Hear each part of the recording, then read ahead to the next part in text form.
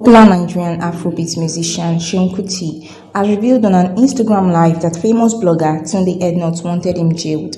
Seun Kuti disclosed that Ednut was owing some money paid to make posts for an upcoming event, but claimed that the blogger made just one post with 9 posts left as he was pushing underground for him to go to jail.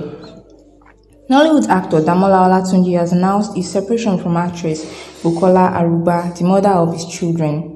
After the announcement, the actor took to his Instagram page to share a video where he was seen expressing immense joy with "Hallelujah, Hallelujah" as the caption. Nollywood actor Uche Maduagwu has revealed that his colleagues are being sponsored by married men. He did not spare the Big Brother Naija housemates, saying that they are also guilty of being bankrolled by wealthy men. He went further, emphasizing that female skipmakers know almost all hotels, that netizens should not always believe what they see on social media. Are actresses really bankrolled by married men?